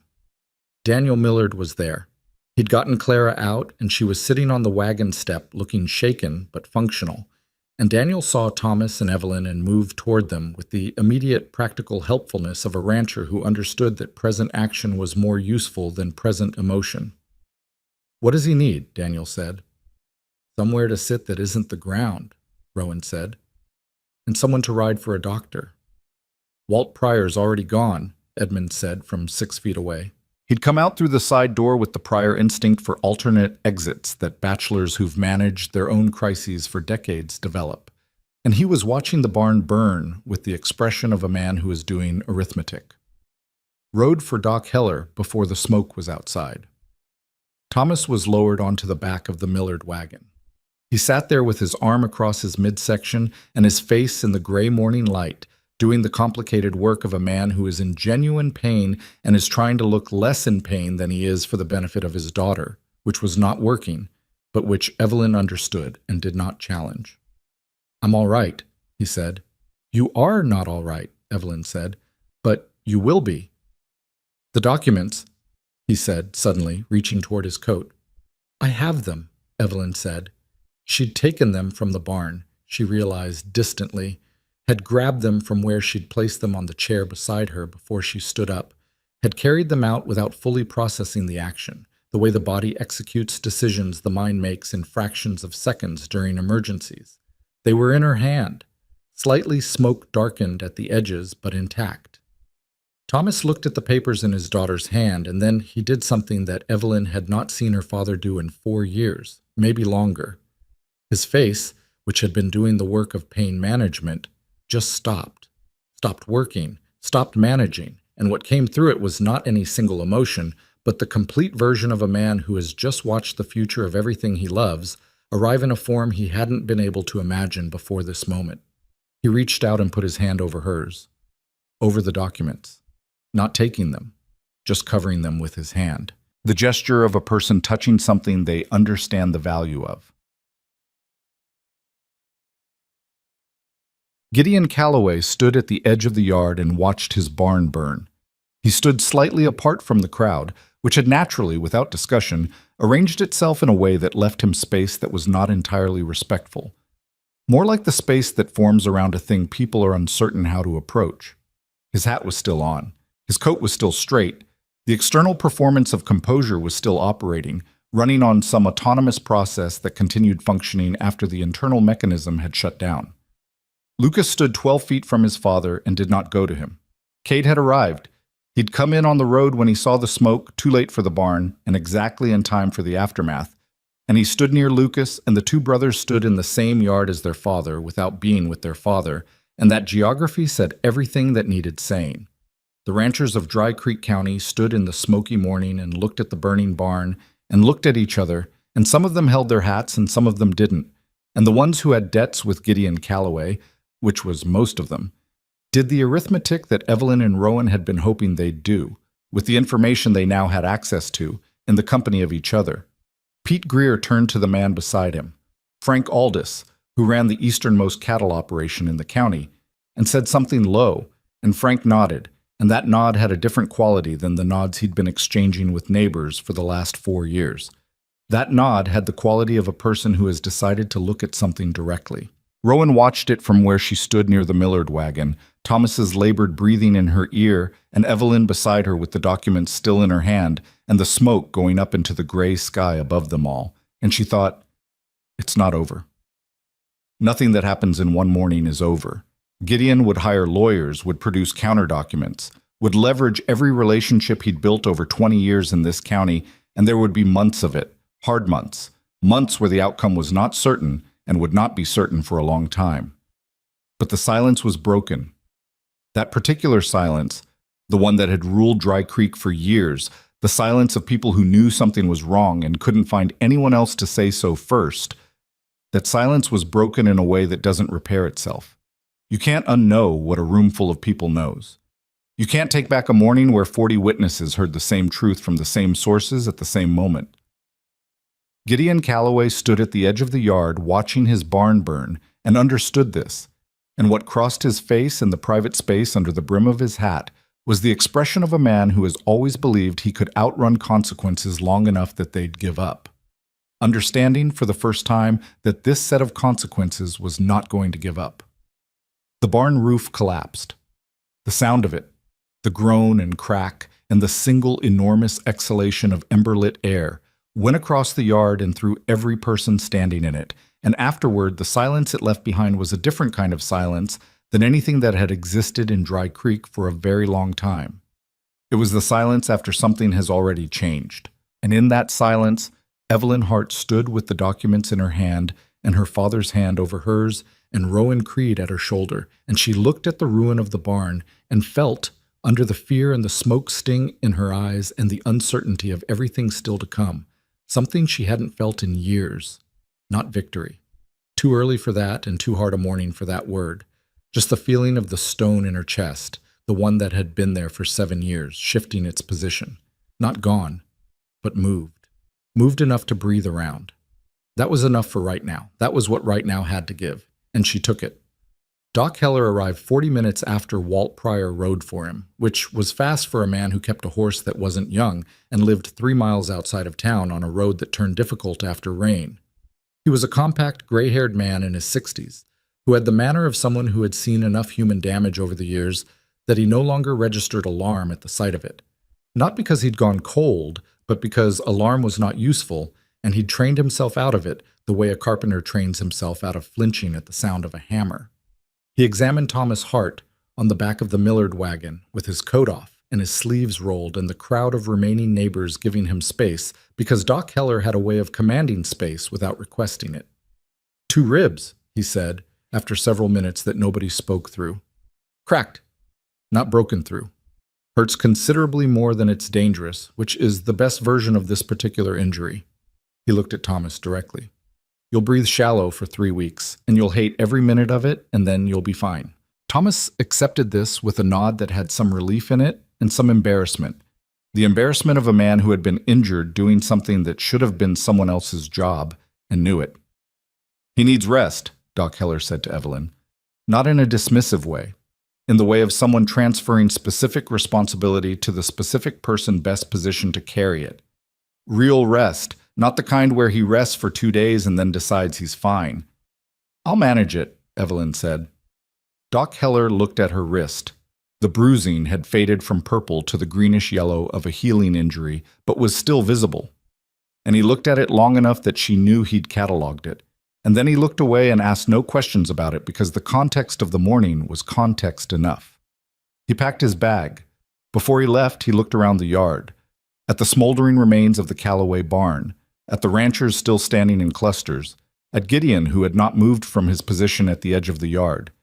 And his expression was the expression of a man who has been practicing in a community for 30 years and has opinions about what he's witnessed in it that he keeps largely to himself. Been a long time coming, he said, to no one in particular, and climbed back on his horse and rode out. The afternoon organized itself in the way that afternoons do after mornings like that one. Not cleanly, not according to any plan, but with a kind of functional momentum that comes from enough people being in the same place with the same recent experience and the same unfinished business. Pete Greer was the one who suggested they move it to his place. His ranch was a half-mile west, large enough for the wagons, and his wife Ruth had the practical instinct of a woman who has hosted community gatherings in crisis conditions before and understood that people needed somewhere to sit and something to do with their hands while they figured out what they thought. 31 people made the move. Not everyone from the barn, some had left the moment they were safely out, wanted no more of the morning than they'd already received. But 31 came, which was enough. Gideon did not come. He remained at the edge of his ruined barn with 2 of his hired men and the expression of a man watching the last 20 years of his life reassemble themselves into a shape he hadn't intended and couldn't now prevent.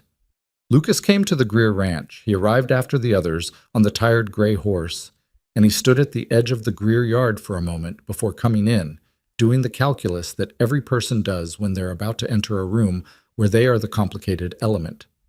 Nobody stopped him. Nobody welcomed him either.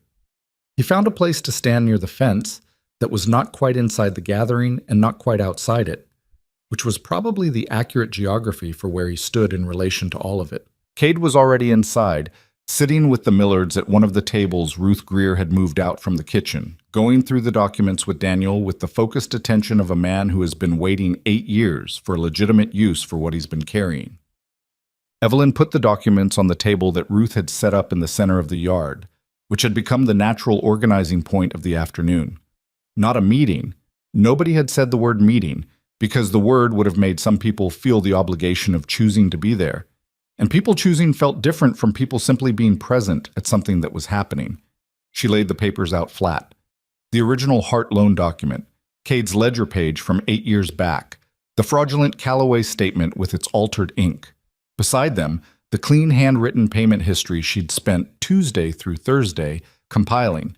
Every payment, every date, the exact arithmetic of what the family had paid against a debt that had been engineered to never decrease. She didn't make a speech. She just stood beside the table and let people come to it, which they did, in ones and twos, leaning over and reading, sometimes pointing at a number and looking at the person beside them, sometimes reading in silence for a long time without expression. Edmund Pryor read the alteration section for 3 full minutes without speaking. Then he straightened up and said to no one and everyone, "That's Gideon's handwriting on the original. The additions, the changed rate, that's his hand too, but the ink is different. Any document examiner in the state would say the same." "We don't have a document examiner," Frank Aldis said. "The county recorder in Millhaven has a process for this," Cade said, from the Millard table. "I looked into it 8 years ago when I was deciding whether to act. There's a formal dispute process. It requires sworn statements from original signatories and supporting documentation." He looked around. "Every person in this county who signed a loan with my father and has the original agreement, or a copy, or a witness to the signing, can file under that process." The gathering was quiet in the attentive way, not the defeated way. "How long does it take?" Clara Millard asked. "Months," Cade said honestly. "It won't be fast. The process exists, but it moves at the speed of the county recorder's office, which is not a swift institution." He paused. "But it moves. And once it's filed, there's a stay on any property action related to the disputed debt, which means Gideon can't foreclose, can't file writs, can't move on anyone's land while the dispute is pending." Daniel Millard looked at his wife. She looked back at him. "Months," he said, not as a complaint, as a recalibration, like a man who has been told a hard road is still a road. "I'll ride to Millhaven Tuesday," Cade said. "I'll file the Hart documents first because they're the most complete and they have the external corroboration." He meant himself, Advocate. He was the external corroboration, Gideon's own eldest son with a ledger page that predated the fraud. "Anyone who wants to add their documentation, I'll carry it with me." The afternoon moved like that. Not triumphant, not resolved. The specific texture of people doing the real, unglamorous work of beginning a process that would take longer than a morning and require more than a single act of courage. People asked questions. Cade answered what he could and said plainly when he didn't know. Evelyn answered questions about her own records with the precision of 7 years of bookkeeping, and the precision was its own form of credibility. She wasn't guessing, wasn't estimating. She had dates and numbers and the methodology to support them. At one point, Pete Greer asked, "What happens to Gideon?" And the yard got briefly quiet. Roan, who had been standing near the fence for most of the afternoon, said, "Depends on how many people file. Depends on what the county recorder finds. Depends on whether the circuit judge in September is the kind of man who takes document fraud seriously, which is not guaranteed." She paused. "There is no version of this where Gideon Callaway is comfortably where he was last week. There may be a version where he's prosecuted, and there may be a version where the legal mechanism doesn't go that far. But his ability to run this scheme in this county is finished. A county that's looking at him is a different county than a county that wasn't." Pete absorbed this. It wasn't the answer people want, the clean, complete, villain-destroyed answer, but it was accurate. And Pete Greer was a man who, when given the choice between a comfortable lie and a true hard thing, chose the true thing, which was part of why he'd been the one to suggest his place for this gathering. "Good enough for now," he said. Lucas found Evelyn near the fence as the afternoon was thinning, the gathering dissolving into smaller conversations as people prepared to head home with the weight of the day's decisions on them, and the particular kind of exhaustion that comes not from physical effort, but from the sustained effort of choosing to be honest in a room full of people. She saw him coming and didn't move away, which he noticed, and it was a small thing, but it cost him less than he'd expected it to cost to approach her. "I don't have a speech," he said. "Good," Evelyn said. "Speeches are mostly for the person giving them." He looked at his boots and then at her wrist and then at a point somewhere between the fence and the road. "I want you to know I'm leaving the county, not running. There's a difference, though I understand if it looks the same from the outside." He paused. "Cade's offered to let me come work with him. He's got a small operation 2 counties north. Honest work. No family money in it." Another pause. "He told me what you said to him, about giving him the chance to undo something. I thought it was a generous thing to say to a Calloway." Evelyn considered him. This was the complicated part of having a sense of fairness.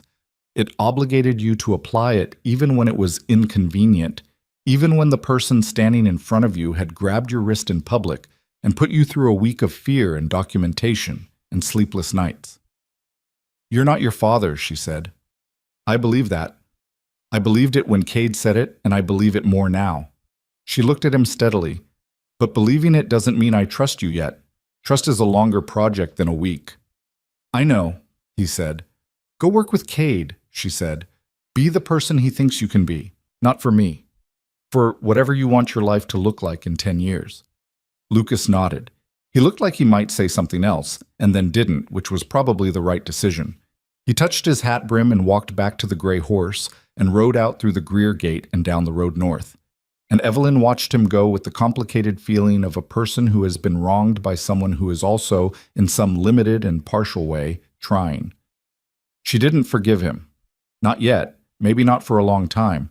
But she let him go, which was a different and more available thing than forgiveness.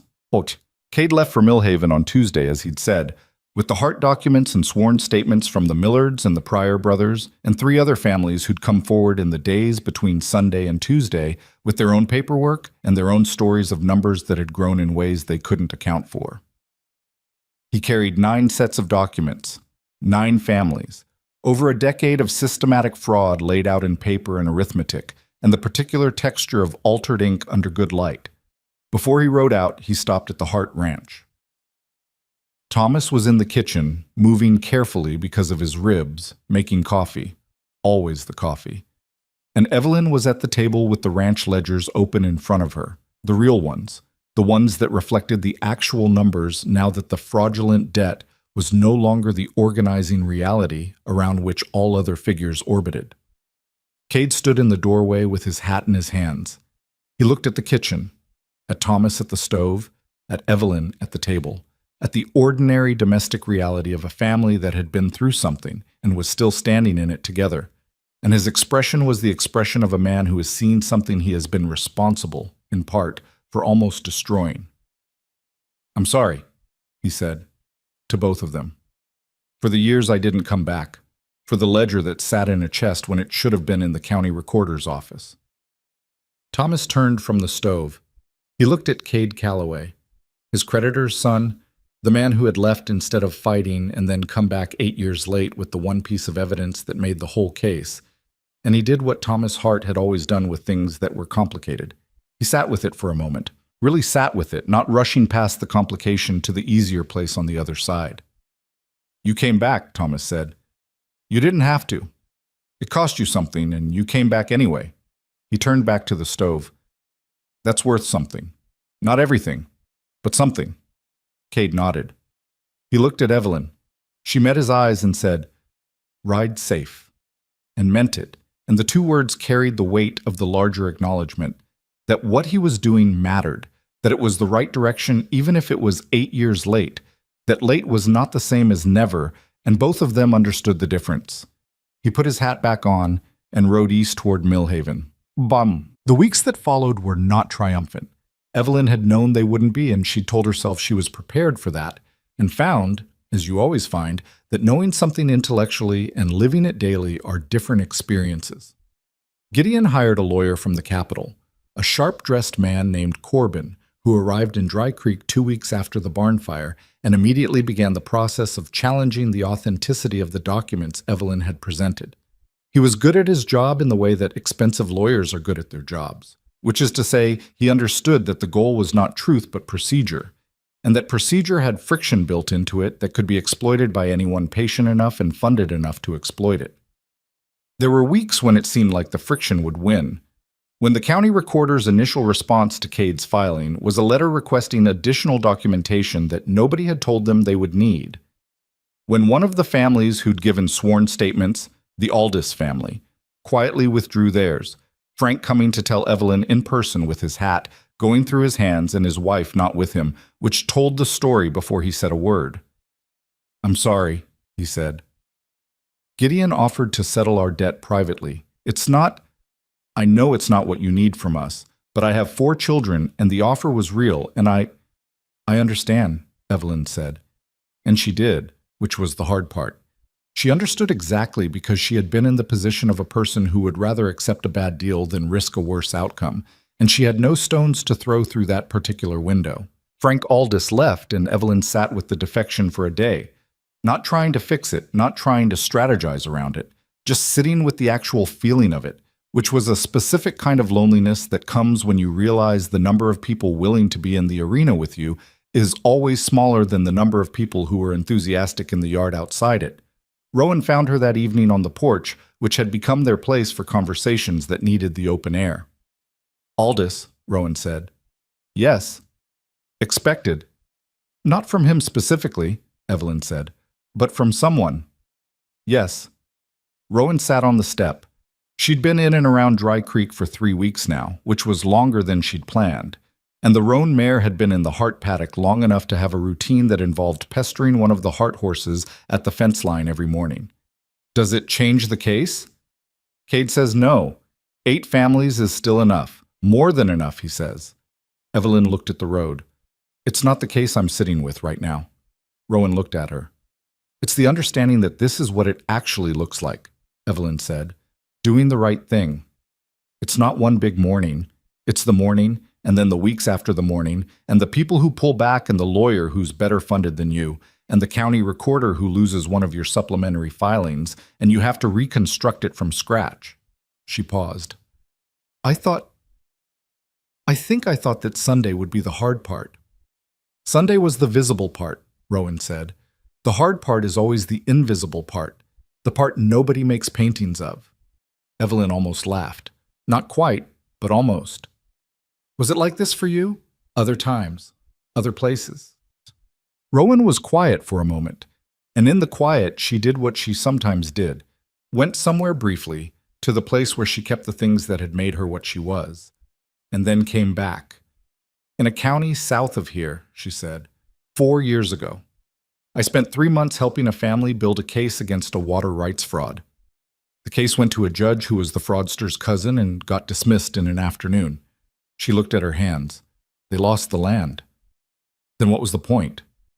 "They knew," Roan said. "Afterward, when it was over and the land was gone and there was nothing left to do, they knew what had happened to them. They knew it was fraud and not their stupidity. They knew the name for it, and they understood the mechanism of it." She paused. "That's not the same as keeping the land. I'm not going to tell you it is. But it's not nothing. People who know what was done to them are different people than people who blame themselves for it forever." Evelyn sat with this.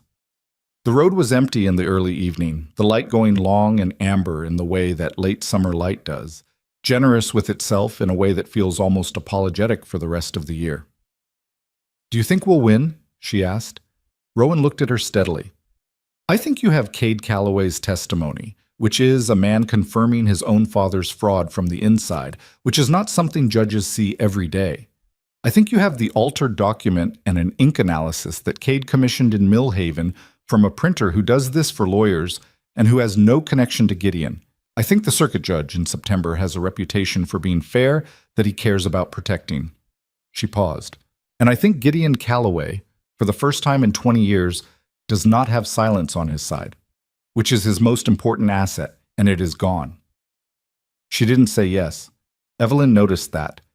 But what she'd said was more useful than yes. because it was the actual condition of things rather than the reassurance that conditions could produce, and Evelyn had been in the business of actual conditions her whole life and knew how to work with them. The circuit judge arrived on a Tuesday in the second week of September, 2 days ahead of schedule, which Cade later said was characteristic of Judge Amos Tarrant, who had the habit of arriving early as a way of preventing the kind of careful scene setting that interested parties attempted when they knew exactly when he was coming. Tarrant was 61, broad in the shoulders, with a face like weathered sandstone and the unhurried manner of a man who had spent 30 years on circuit and had seen most of what the frontier counties produced in the way of human arrangements and was not easily impressed or easily fooled by either.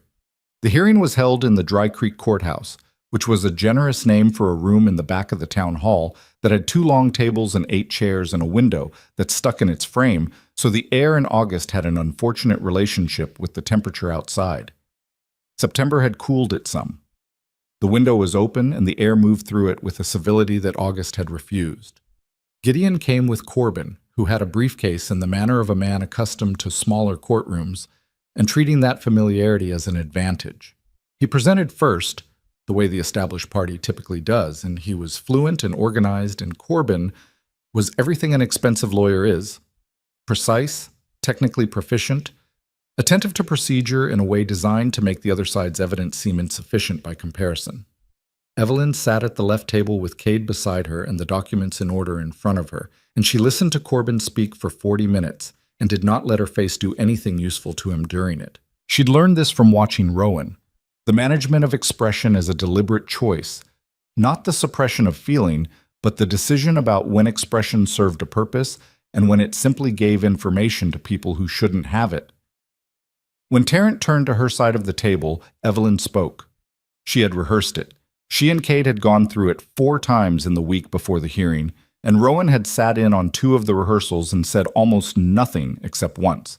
When Evelyn had explained the interest rate discrepancy with too much hedging in the language, Roan had said simply, "Say what it is." It was changed, not appears to have been changed, not may represent an alteration. It was changed. You know that. Say it like you know it. So that was what she did. She said what it was. She said the rate was changed after her father signed. She said the ink was different and the pen pressure was different, and a printer in Millhaven who did this work professionally had examined it and put that conclusion in writing. She presented Cade's ledger page and explained what it showed and what it meant. She presented the payment history, 7 years of it, clean and dated and arithmetically precise, and showed what the balance should be under the original terms versus what they'd been told it was. She was not emotional in the performance sense. Her voice didn't waver. She didn't make it into a speech about justice or fairness or what they'd suffered. She made it into what it was, which was a set of facts arranged in the order that demonstrated what had happened.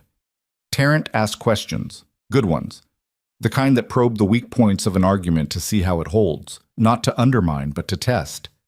She answered them. When she didn't know something, she said she didn't know it, which she had also learned from watching Roan, who never filled a gap in her knowledge with something that sounded like knowledge, but wasn't. Cade testified last. His testimony was the one that made the room. The lawyers, the county recorder who sat in the corner taking notes, the handful of townspeople who had been permitted to observe, go very still. Because he was a Calloway. Because he was the eldest son, and he sat across from his father in that room, and he spoke clearly and without drama about what he had known 8 years ago and what he had taken when he left and why. And he answered Corbin's cross-examination with the particular steadiness of someone who has had 8 years to become certain of what they know and is no longer afraid of the version that gets challenged. Gideon sat through his son's testimony with his hands flat on the table and his face arranged into composure that was visible as effort in a way it had never been visible before Sunday. The composure was still there, but the mechanism of it was showing, the way machinery shows through a casing when the casing cracks. At one point, Tarrant asked Gideon directly, "Is the signature on the original Hart document yours?" Gideon said yes. "And the interest rate notation, the 19%, is that in your handwriting as well?" A pause.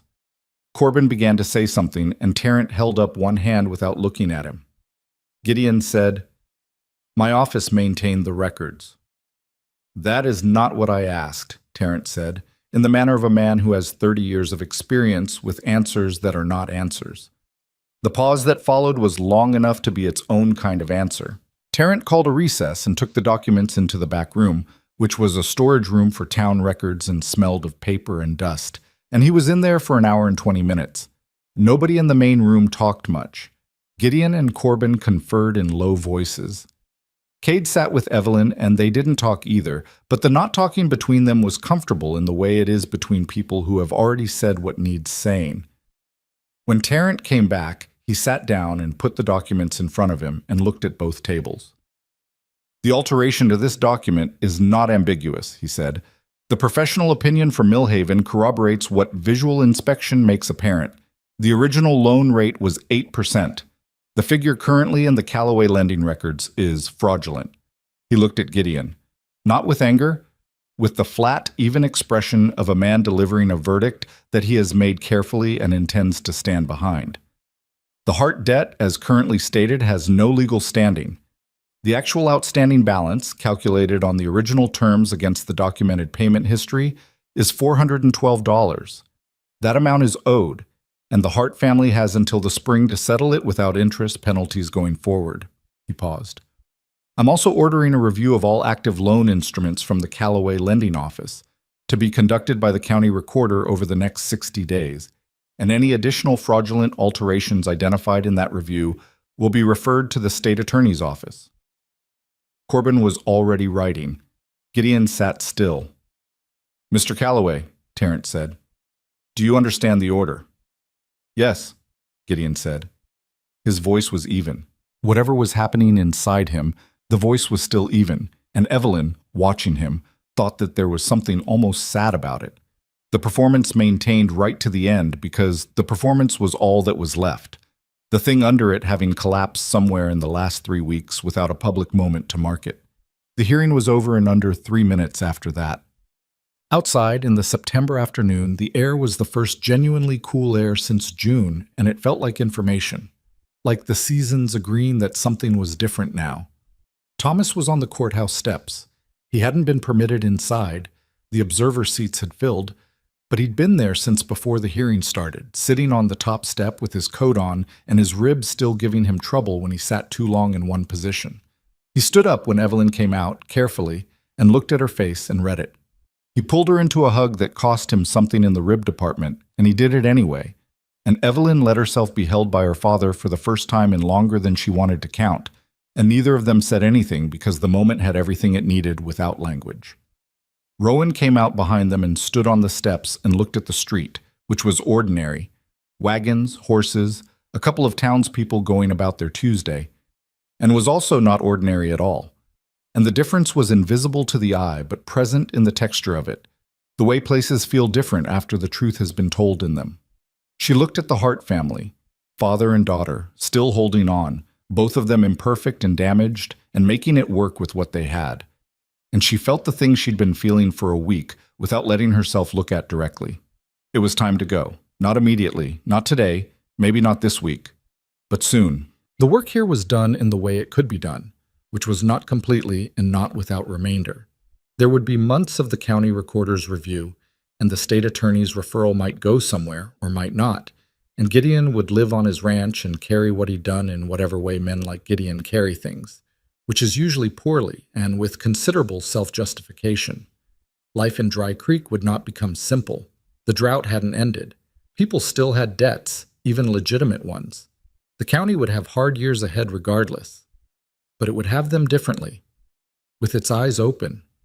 And that was the thing, the only thing, really, that could be offered by a morning like last Sunday and an afternoon like this one. Cade came out and shook hands with Thomas, which Thomas received with the particular careful dignity of a man who is still figuring out the grammar of this new relationship. Creditor's son, co-conspirator in the rescue, something not quite friend but moving in that direction over time. "You'll stay?" Thomas asked him. "For a while," Cade said. "Until the review is done. After that—" He looked north, where Lucas had gone. "I've got things to settle." Thomas nodded.